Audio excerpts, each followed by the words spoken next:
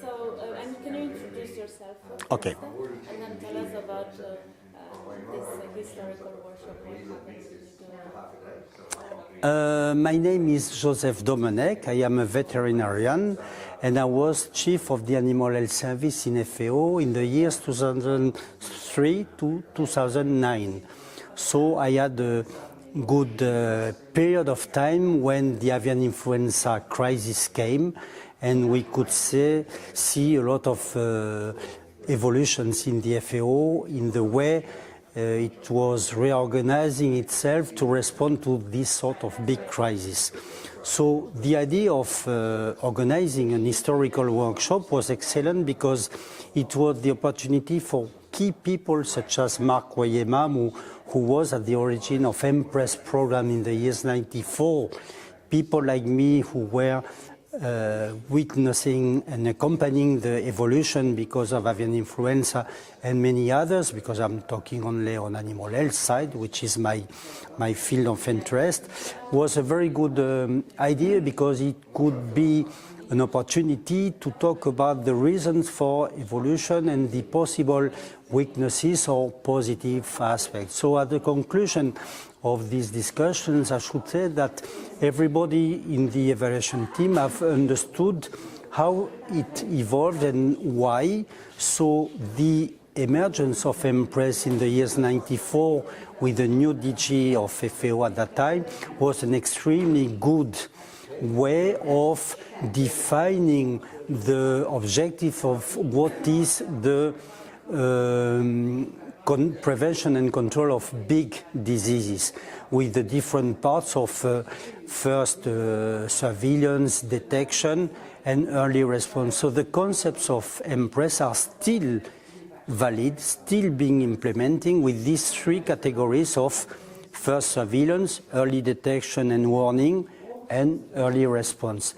And plus the second part of the concept of MPRESS, which was to make priorities, means that FAO cannot do everything. So the selection will be a focus on the big risks, big diseases, the so-called transboundary animal diseases, which means they have the potential to be a regional at least or even worldwide crisis.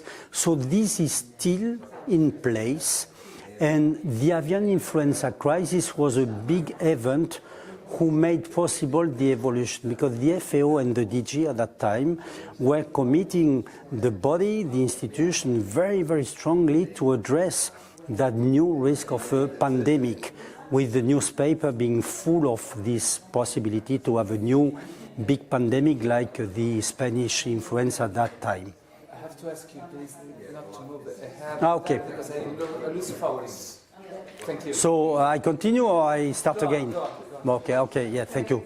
So avian influenza with MPRESS spirit, which didn't change the concepts, were such that it allowed to organize FAO in establishing a new framework called ECTAD, Emergency Center for Transboundary Disease, which was a real deal between TC in the implementation, financial and administrative part, and AGA on the technical part. And this ECTAD mechanism proved to be extremely efficient in achieving the results expected by the donors. And it was, in that case, possible to manage a huge program on avian influenza, which was in the area of $400 million in 4 years.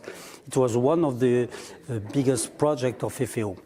So this gave also the opportunity, still with the MPRESS spirit, gave the opportunity to sign an agreement between OIE, the World Animal Health Organization in Paris, and FAO, called GFTADS, for Global Framework for the Control of Transboundary Diseases.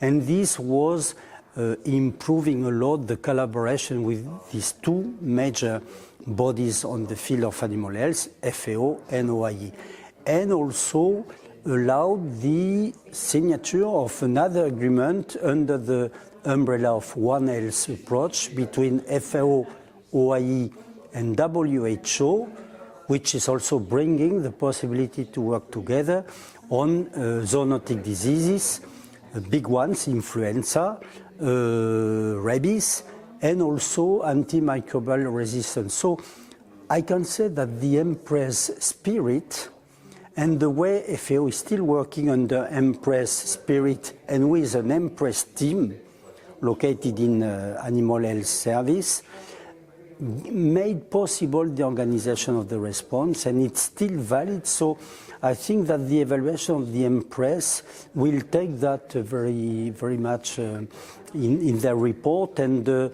now to see if Empress could be a program or an institutional platform or whatever, I don't know.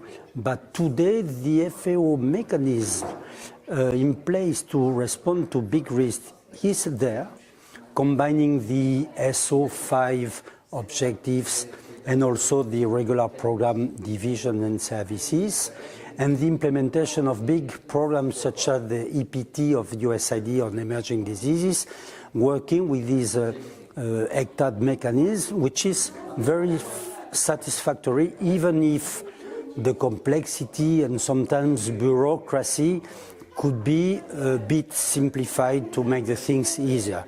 But I think that the workshop was a good opportunity to put people like me and others being from the ancient time, but to show that it's still a valid approach.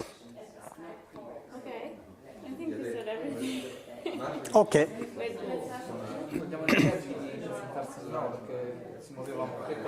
if you could please just reintroduce yourself because you were moving. Okay. So my name is Joseph Domenech. I am a veterinarian, and I was the chief of the Animal Health Service in FAO during 2003 to 2009. So exactly the period where the Empress system and FAO response evolved because of the avian influenza crisis.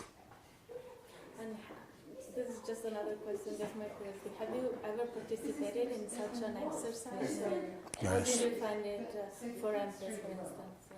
Well, I have participated to many evaluations, particularly the avian influenza program in 2010, but others as well.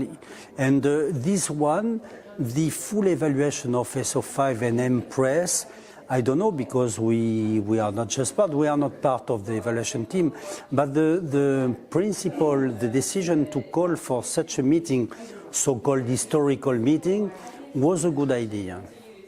And it worked very well. The meeting itself was well organized, proper person from FAO to explain, external experts being part of the history, and good facilitation as well to make sure that we will come to some conclusions. Okay. Do you want to say something more? No.